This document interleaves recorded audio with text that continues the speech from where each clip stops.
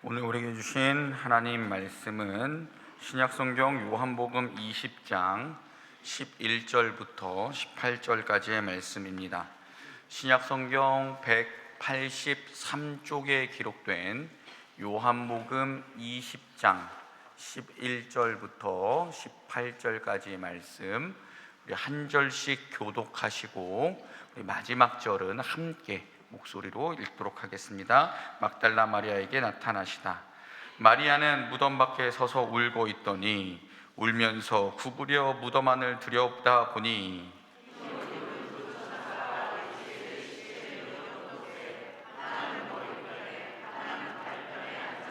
천사들이 이르되 여자여 어찌하여 우느냐. 이르되 이 사람들이 내 주님을 옮겨다가 어디 두었는지 내가 알지 못함이니이다.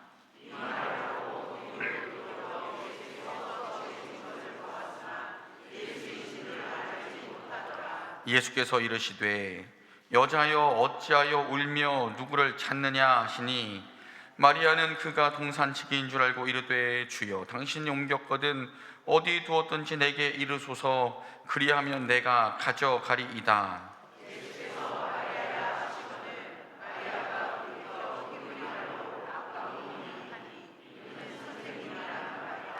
예수께서 이르시되 나를 붙들지 말라. 내가 아직 아버지께로 올라가지 아니하였노라.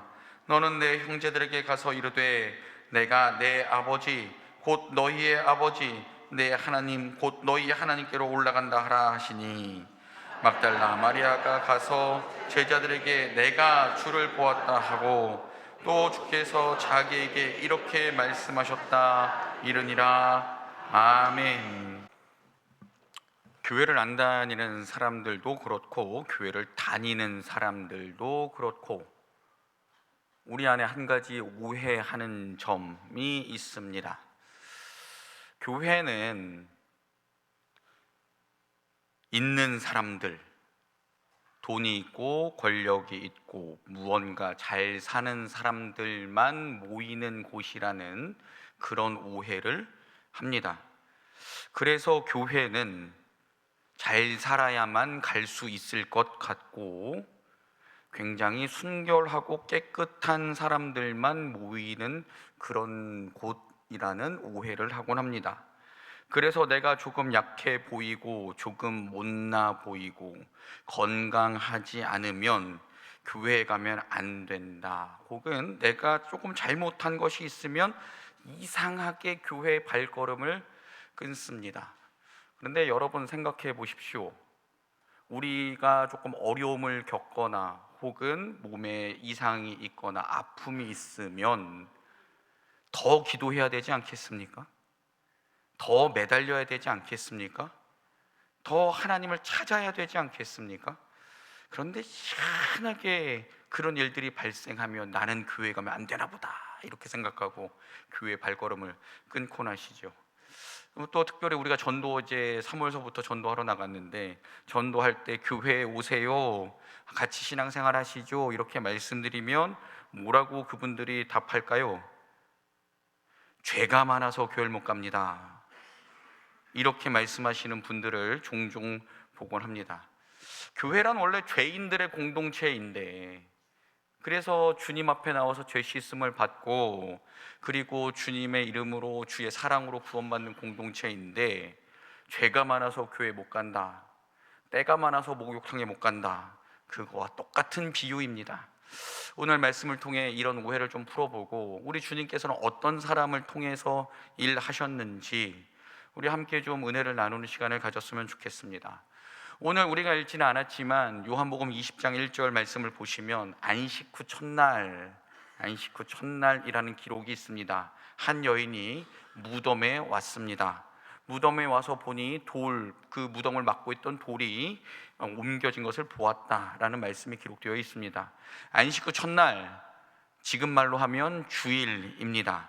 예수님 당시 유대교도 그렇고 지금 유대교도 그렇고 그들은 금요일 오후부터 토요일 오후까지가 안식일입니다. 그래서 안식 후 첫날 새벽은 주일 새벽을 뜻합니다. 예수님께서는 금요일 오후 안식일 들어가기 전에 한 오후 3시경에 십자가에서 돌아가셨고 주일 새벽에 부활하신 거지요. 한 여인이 예수님의 무덤을 찾아갔습니다.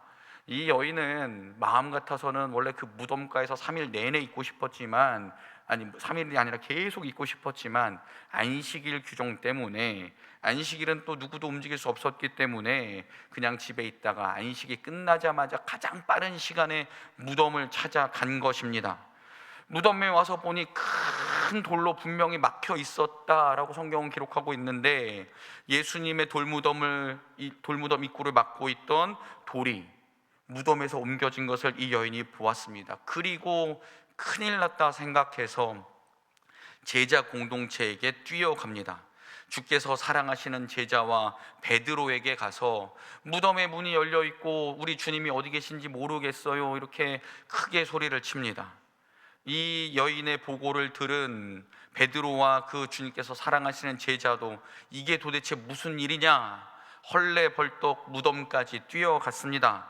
가서 무덤을 보니 예수님을 덮었던 담요 같은 것이 있었고 머리를 쌌던 수건도 그 자리에 그대로 있는 것을 보았습니다. 유대인들의 무덤은 우리처럼 땅을 파고 이렇게 봉분을 만드는 그런 게 아니라 큰 동굴 같은 거, 석회암이라서 이렇게 파면 파집니다. 그래서 사람이 들어갈 수 있게끔 그렇게 무덤을 만들어 놓는데, 그래서 베드로는 그 무덤을 들어갔습니다. 예수님이 계신가 안 계신가, 이 여자가 혹시 헛것을 본 것은 아닌가, 그 마음에 무덤으로 뛰어 들어갔습니다. 그리고 성경에 보니 그들은 예수님께서 살아나셔야 된다라는 말씀을 아직 알지 못했다라고 하면서 베드로와 요한은 그냥 자기가 있던 집으로 돌아가고 말았습니다. 이 여인은 제자들이 돌아가고 난 후에도 도대체 예수님은 어디 계실까, 그 마음으로 빈 무덤을 들여다 보았습니다. 그랬더니 흰옷 입은 천사 둘이 그 예수님의 머리맡과 다리에 이렇게 있는 것을 보았는데, 천사들이 여인에게 물었습니다. 어찌하여 울고 있느냐? 이 질문에 여인은 내 주님이 지금 어디 계신지 모르겠습니다. 그리고 놀란 마음에 뒤로 나왔습니다. 여인이 무덤을 보던 그 시간에 동시에 예수님은 그 여인 곁에 서 계셨습니다. 그런데 여인은 너무 천사들을 보고 놀라고 황망한 나머지 예수님께서 서 계신 것을 몰랐습니다. 오늘 우리가 읽은 15절 말씀, 이런 말씀이 기록되어 있는데 같이 읽어보겠습니다. 20장 15절 말씀입니다. 시작. 예수께서 이르시되 여자여 어찌하여 울며 누구를 찾느냐 하시니, 마리아는 그가 동산지기인 줄 알고 이르되 주여 당신이 옮겼거든 어디 두었는지 내게 이르소서, 그리하면 내가 가져가리이다. 아멘. 예수께서 옆에 서서 그 여인에게 물어보셨습니다. 왜 울고 있니? 그리고 누구를 찾고 있니? 이렇게 물어보셨습니다. 그때 이 여인은 그 사람이, 자기에게 질문한 사람이 예수님인 줄 몰랐습니다. 그냥 단순히 동산을 지키는 그 사람인 줄 알았습니다.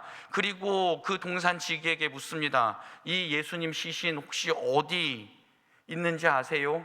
제가 수습하려고 합니다. 저에게 좀 알려주시죠. 이렇게 여인이 답했습니다.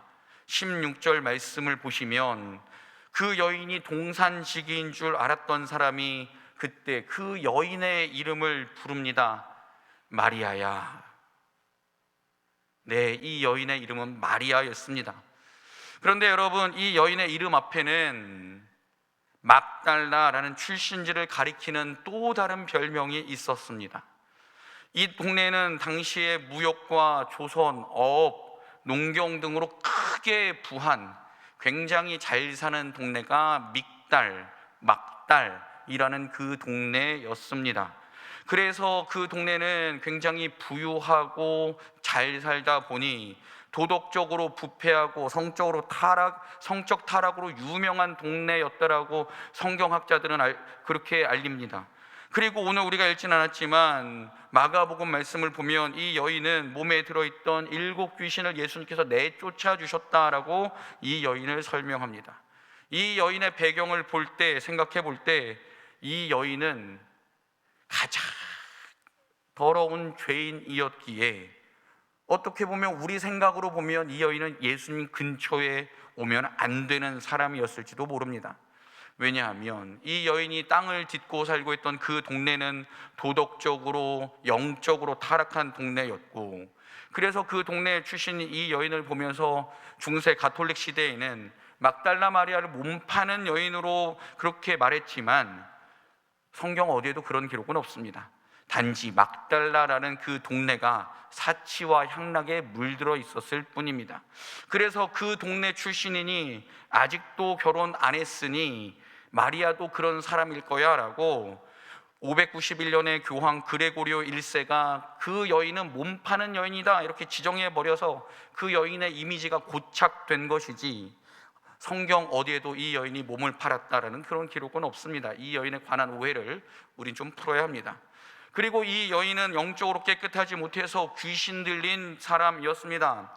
그래서 우리 생각대로 하면 이 사람은 예수님 곁에 오면 안 되는 사람으로, 정말 마치 죄를 지어서 교회 가지 못해요 이런 사람과 같은 종류의 사람이었을지도 모릅니다. 그렇지만 이 여인이 인생을 사는 동안에 예수님을 만났고, 예수께서 이 여인으로부터 귀신을 내쫓아 주셨고, 그래서 영적으로 깨끗하게 해주셨고, 이 여인이 예수님을 따라다니면서 예수님을 섬기는 동안 그녀의 출신 지역은 어떤 문제도 되지 않았습니다. 또한 그녀의 몸에 붙어있던 귀신도 과거도 어떤 문제도 되지 않았습니다. 그래서 예수님께서는 이 여인을 마리아야 라고 하는 그녀의 이름으로 부르신 것입니다. 세상 사람들은 이 여인을 가리켜서 손가락질했습니다. 이 여인이 살던 동네 출신을 빗대어서 이 여인도 도덕적으로 윤리적으로 더러운 여인이라고 조롱하기도 했을 것입니다. 게다가 귀신 들려 있었기에 사람들은 이 여인을 한 생명으로 인간으로 취급하지도 않았습니다. 게다가 당시 유대 율법에 따르면 여인들은 인구 계수에도 들어가지 못할 만큼 그렇게 사람 취급 못 받던 사람입니다. 당시 인구 계측에 들어가지도 않던 한 여인, 그리고 사람들이 손가락질하던 그 여인, 예수님께서는 그녀의 이름을 부르시며 이제 그녀를 주님의 부활의 증인으로 불러내십니다. 예수님의 다른 어떤 제자들에게 먼저 부활의 소식을 알리신 것이 아니라 세상 사람들이 손가락질하고 사람들조차 인정하지 않던 이 여인에게 예수님은 당신의 부활 사실을 알리는 메신저로서의 역할을 부여하셨습니다. 17절 말씀입니다. 예수께서 이르시되 나를 붙들지 말라. 내가 아직 아버지께로 올라가지 아니하였노라. 너는 내 형제들에게 가서 이르되 내가 내 아버지 곧 너희의 아버지 내 하나님 곧 너희의 하나님께로 올라간다 하라 하시니, 예수님께서 지금 뭐라고 말씀하십니까? 내 형제들에게 가서 내가 부활했다, 그리고 내가 곧 하나님께 올라갈 것이다, 내가 가서 전해야 한다, 이렇게 말씀하십니다. 이 예수님의 이 말씀, 예수님의 이 부탁, 이 여인에게는 얼마나 큰 마음의 감동과 위로를 주었겠습니까? 또 얼마나 큰 사명으로 이 여인에게 다가왔겠습니까? 세상 사람들은 나를 보면 쓸모없다 하고, 세상 사람들은 나를 보면 재수없다 하고, 내가 지나가기만 하면 손가락질하고 비난하고 욕했는데, 예수님께서는 아무런 편견 없이 나를 마리아야 내 이름으로 불러주셨을 뿐 아니라 예수님 부활 소식을 가장 먼저 전하는 사명까지 허락해 주셨으니, 이 여인은 그 시간이 얼마나 꿈 같고 감사한 그 시간이었겠습니까? 그래서 이 여인은 제자들에게 달려갑니다. 그리고 제자들에게 예수님의 하신 말씀을 증언했습니다. 주님이 부활하셨습니다. 주님이 살아나셨습니다. 그리고 그녀는 인생이 다 하는 순간까지 예수님께서 자신의 이름을 불러주신 것에 감사하며 자신에게 사명 주신 것에 감사하며 주님을 위해 평생 그렇게 살아갔을 것입니다. 사람들에게 인정받지 못하고 사람들에게 손가락질 당하고 심지어 사람 취급받지 못하던 한 여인을 예수님께서는 귀하게 보셨고, 그 여인을 통해 예수님께서는 예수 부활을 증거하셨고 예수 부활의 소식을 전하게 하셨습니다. 사랑하는 여러분, 설교 처음에 이런 이야기를 했습니다. 이 세상에서 교회를, 또 기독교를 오해하는 것 중에 하나는 재산이 있고 권력이 있고 무언가 깨끗해 보이는 사람들만 모인다라는 그런 말씀 말입니다.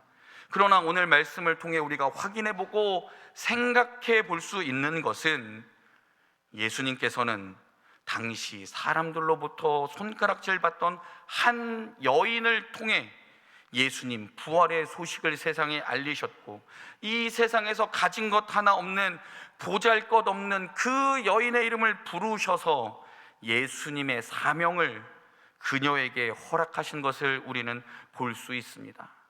이 세상 관점에서 보면 이 여인은 정말 약하고 없어도 될 것 같은 존재입니다.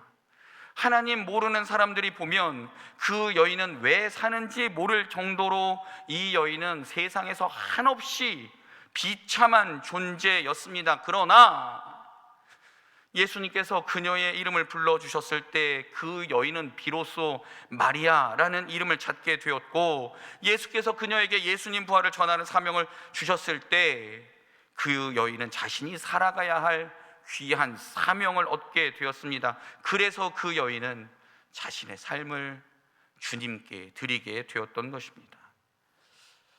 내가 그의 이름을 불러주기 전에는 그는 다만 하나의 몸짓에 지나지 않았다. 내가 그의 이름을 불러주었을 때 그는 나에게로 와서 꽃이 되었다. 내가 그의 이름을 불러준 것처럼 나의 이 빛깔과 향기에 알맞는 누가 나의 이름을 불러다오 그에게로 가서 나도 그의 꽃이 되고 싶다. 우리들은 모두 무엇이 되고 싶다. 너는 나에게, 나는 너에게 잊혀지지 않는 하나의 눈짓이 되고 싶다.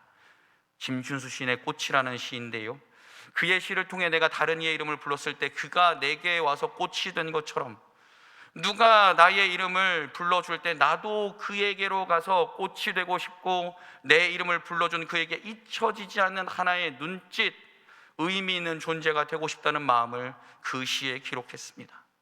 사랑하는 여러분, 예수님께서는 부활의 아침 사람들에게 잊혀지고 무시당하고 손가락질 당하던 한 여인 마리아의 이름을 불러 그에게 의미 있는 존재로 살아가라고 주님께서는 그녀에게 사명을 허락하셨습니다. 그리고 주님께서는 지금 이 자리에서 예배드리고 있는 우리의 이름을 부르십니다. 그리고 우리에게도 똑같이 여인에게 주셨던 그 사명을 허락하십니다.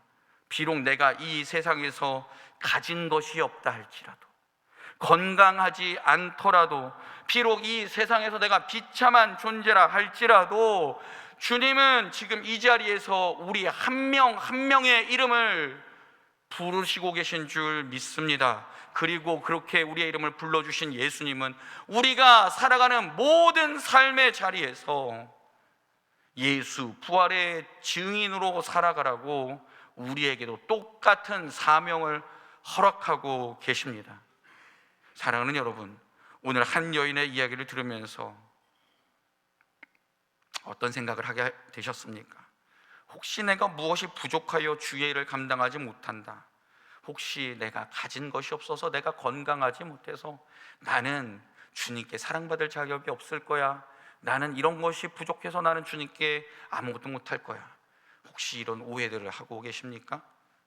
예수님께서는 막달라 지방에 살던 한 여인에게도 찾아가 주셨고, 그녀의 이름도 불러주셨고, 비참하고 어려운 삶을 살던 그녀에게도 주님의 임무를 허락해 주셨다라면, 막달라 마리아를 사랑하셨던 그 주님이 오늘 지금 여기에서 우리에게도 똑같은 은혜를 주시지 않겠습니까? 사랑하는 여러분, 예수님께서 마리아야 이렇게 이름 불러주신 그 여인이 참 부럽지 않으십니까? 예수님께서 예수님의 부활을 증거하는 일을 부탁하신 그 여인이 부럽지 않으십니까?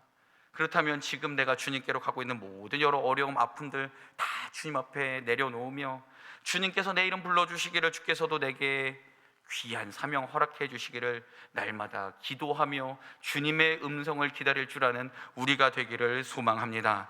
그렇게 우리가 주님 앞에 나아갈 때 또 우리의 기도를 외면치 않으시고 마리아에게 주셨던 그 은혜를 오늘 우리에게 동일하게 주실 것을 믿고, 또한 우리의 이름을 불러주셨을 때 우리도 주님께 의미 있는 존재로서, 주님께 의미 있는 한 인생으로서 살아갈 수 있는 우리 모두가 되기를 주님의 이름으로 축원합니다. 기도하겠습니다. 하나님 아버지, 감사합니다. 하나님 앞에서 죽을 수밖에 없던 죄인을 예수 그리스도 십자가의 사랑으로 구원하여 주시고, 또 예수님 부활하셔서 나도 부활한다는 소망을 갖게 하시니 감사합니다. 구원해 주시고 부활하게 하신 것도 감사한데, 우리를 부활의 증인으로 삼기 위해 우리의 이름을 불러주시니 또한 감사합니다. 주께서 우리의 이름을 부르실 때 우리도 주님께 의미 있는 한 인생이 되게 하여 주시고, 날마다 주의 뜻을 구하며 전하는 인생이 되게 하여 주시옵소서. 예수님 이름으로 기도드립니다.